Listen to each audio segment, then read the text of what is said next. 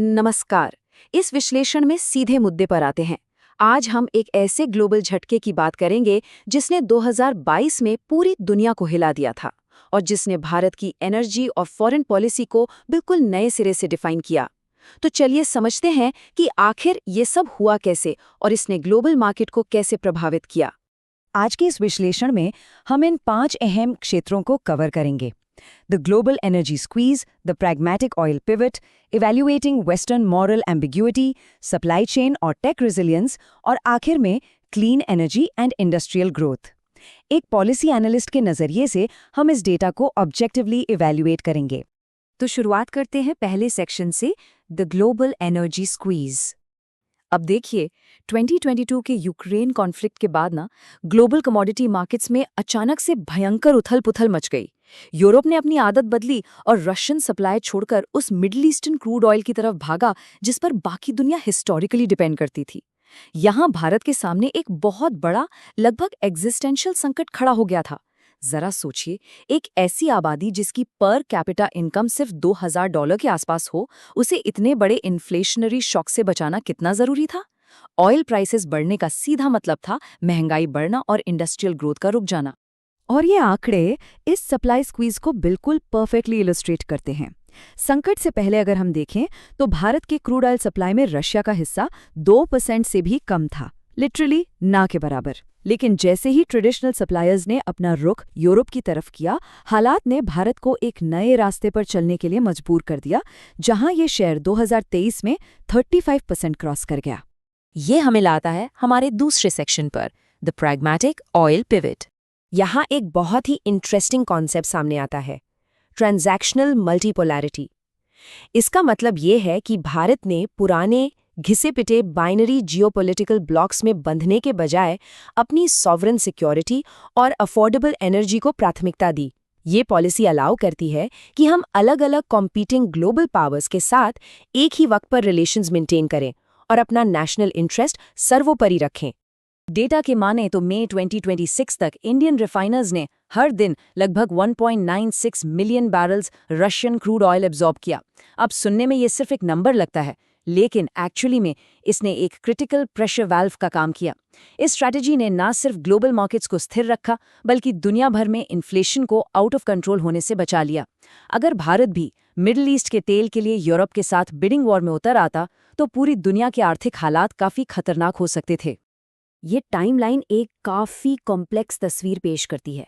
ध्यान दीजिएगा, यूएस ने शुरू में तो ग्लोबल प्राइसेस को लो रखने के लिए भारत के इस पिवट को इनडायरेक्टली इनकरेज किया, लेकिन फिर उन्होंने 50% प्यूनिटिव टैरिफ्स लगा दिए और जब मार्केट पर नया संकट आया तो फिर से वेवर्स दे दिए। ये साफ साफ दिखाता है कि प्रेशर के बावजूद ग्लोबल अलायंसेस और एनर्जी पॉलिसी कितनी तेजी से शिफ्ट होती हैं।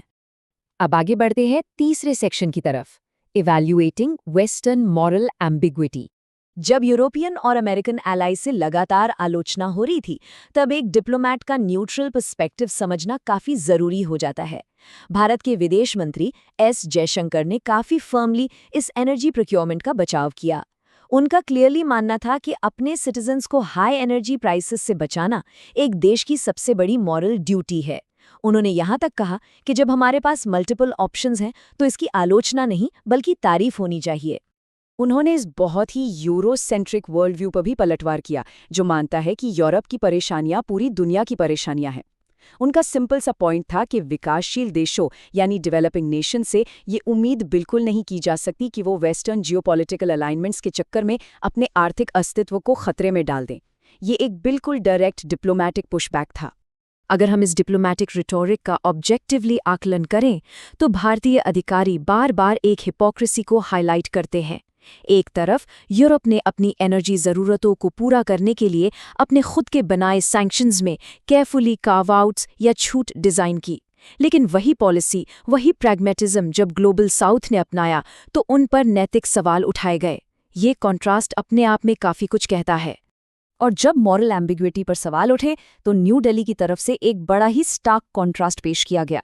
भारत का एक शांतिपूर्ण ट्रैक रिकॉर्ड रहा है। आज तक किसी भी यूरोपियन देश पर भारतीय हथियारों से हमला नहीं हुआ है, लेकिन यूरोप का हिस्टोरिकली ये रिकॉर्ड रहा है कि उन्होंने लगातार भारत के राइवल्स को मिलिट्री एक्सपोर्ट्स किए हैं। तो ऐसे में नैतिकता पर लेक्चर देना थोड़ा बेबुनियाद हो जाता है। चलिए अब आते हैं सेक्शन 4 पर, supply chain and tech resilience. तो अब देखिए, यहाँ स्ट्रैटेजिक ऑटोनॉमी का बेस्ट यूज सामने आता है।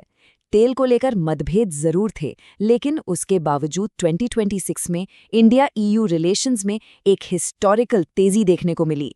फ्री ट्रेड एग्रीमेंट पर नेगोशिएशंस और नई डिफेंस पार्टनरशिप साबित करते हैं कि भारत की फॉरेन पॉलिसी कितनी मैच्योर है। हम अपनी इमीडिएट एनर्जी नीड्स को लॉन्ग टर्म इंस्टीट्यूशनल पार्टनरशिप से बिल्कुल अलग रखने में सक्षम हैं। और ये स्लाइड एक बहुत ही इंटरेस्टिंग रेवलेशन दिखाती है। भारत एक्चुअली में यूक्रेन के साथ मिलिट्री टेक्निकल कोऑपरेशन एक्सपैंड कर रहा है, खासकर ड्रोन और इलेक्ट्रॉनिक वॉरफेयर टेक्नोलॉजी में। ये एक ऐसी बैटलफील्ड टेस्टेड टेक्नोलॉजी है जो रशियन डिफेंस सप्लायर्स पर भारत की हिस्टोरिकली चली आ रही निर्भरता को धीरे धीरे कम करती है और हमारी सप्लाई चेन रेजिलियंस को कंप्लीटली एक नए लेवल पर ले जाती है। और अब आखिर में section 5, clean energy and industrial growth. Energy market के इन इमीडिएट बदलावों का दरअसल एक लॉन्ग टर्म गेम प्लान है। देखिए, पहले सस्ता फॉसिल फ्यूल सिक्योर करके भारत ने अपने आप को उस भयंकर इन्फ्लेशन से बचाया जो इकोनॉमिक स्टेबिलिटी के लिए खतरनाक थी। एक बार आर्थिक स्थिरता आ गई तो अब उस स्टेबिलिटी का फायदा उठाकर देश लॉन्ग टर्म टेक्नोलॉजिकल इंडिपेंडेंस और ग्रीन ट्रांजिशन में मैसिव इन्वेस्टमेंट कर रहा है। ये बिल्कुल एक well thought out industrial growth strategy है। यही प्रैग्मैटिज्म न्यू दिल्ली को EU India clean energy partnership जैसे इनिशिएटिव्स में अपनी जगह मजबूत करने का मौका देता है। यूरोप के साथ मिलकर रिन्यूएबल एनर्जी, हाइड्रोजन फ्यूल और स्मार्ट ग्रिड्स पर काम करना भारत की टेक्नोलॉजिकल इंडिपेंडेंस को ताकत देता है। इस तरह हम अपनी स्ट्रेटेजिक ऑटोनॉमी भी बरकरार रखते हैं और उन क्रिटिकल क्लाइमेट गोल्स को भी आगे बढ़ाते हैं जो हमारे आने वाले कल के लिए जरूरी हैं। इस विश्लेषण के आखिर में आते हुए ये सारे डेटा पॉइंट्स हमें एक बड़ा डीप सवाल सोचने पर मजबूर करते हैं।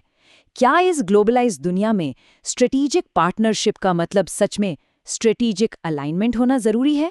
एक तरफ वेस्टर्न डेमोक्रेसीज के साथ डीप इकोनॉमिक टाइज और क्लीन एनर्जी कोलैबोरेशंस मेंटेन करना, और दूसरी तरफ मॉस्को के साथ अपनी बेसिक एनर्जी नीड्स के लिए एक क्लियर ट्रांजैक्शनल रिलेशन रखना।